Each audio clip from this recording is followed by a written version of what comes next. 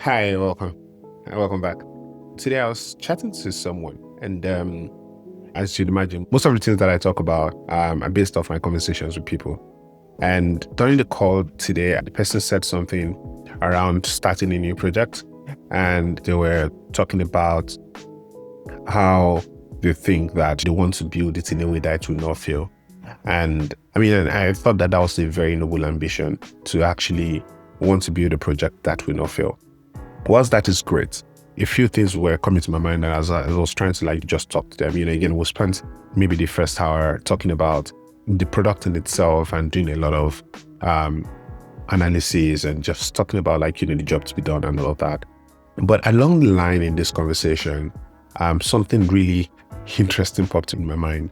And it's this idea that the default state of every project or every new idea or every new thing you want to do is not success. So it's not like you're trying to get something from a stage of success and you're trying to keep it and make it successful, right? That's not what you're trying to do, especially when you're building something. What you're trying to do is to get something that is dead and bring it to life. And that process of bringing a dead thing to life is like every new thing that you do is you placing a bet that would this thing bring this thing to life. The analogy that came to my mind as I thought about it a lot more, during my work, was that you could think about this as how if you're a doctor and you work in an emergency room and a patient was brought into the facility and the patient was dead, right?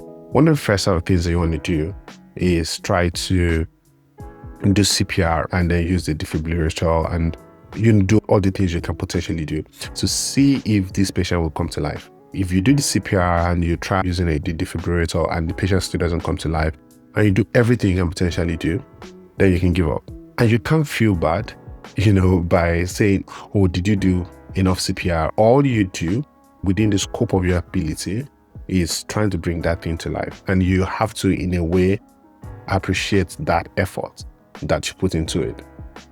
Your work as a founder is to find and place bets and find different ways to make sure that what you're building comes to life one way or the other. The odds are completely against you, and you have to really understand that. I think there's a lot of arrogance with founders and with really smart people that build businesses to think that, because we're smart, we can transfer that smartness into bringing this thing to life. You can be lucky. And again, yes, you're smart, but you just need to understand that, failure in itself is not because you did not try enough. It's because that thing is literally dead. So in the real sense, there's absolutely no failure. I think that's what I'm going to say. So the point is actually that there's no failure. And if I'm going to be giving a title to this, but it's going to be the illusion of failure.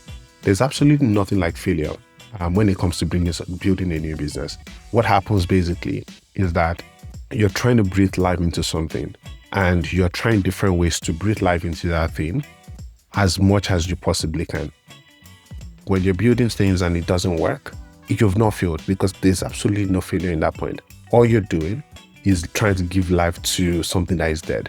So the default state of that thing is dead. It's like giving you a plant that is dead, and I'm asking you to water it, and the chances of it succeeding, is 0.001. If that plant doesn't wake up after a year, doesn't mean that you failed. So far, you've done your work diligently. You've watered it every day you needed to water. You've done everything that you needed to do, right? So there is no failure in that scope. What has basically happened is things happening in the natural course for which they are supposed to happen. And I don't know if this makes sense to you, but I thought that, it was just an interesting thing that came to my mind. So when you're trying that new thing, your goal should not be that it should not fail. Your goal should not be that, oh, I don't want this thing to not work, because literally it is not working. The fact that you're starting is because it's not working. So the idea is not you trying to make something that is not working not work, right? You're trying to make something that is not working work, right? And there are chances that, the things that you do in that process would not work. And then it's okay to be humble, learn through that process, appreciate the effort that you give into it, right? And give it an undershot if you're interested in giving it an undershot. But I think this idea is something that actually just allows you to be able to try as many things as you potentially can without fear, understanding and acknowledging the fact that dead things are dead, and it takes miracles to bring them to life.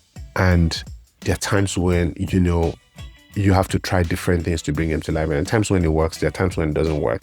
But when it doesn't work, doesn't mean that you failed. It's just that, you couldn't change it. Yeah, and I hope that this doesn't sound like some motivational speak. And if it does, I'm sorry, but I hope that you learned something. Like I always end all of my posts, whichever way you do it, one thing that is key is that God loves you. Thank you, and have a good time.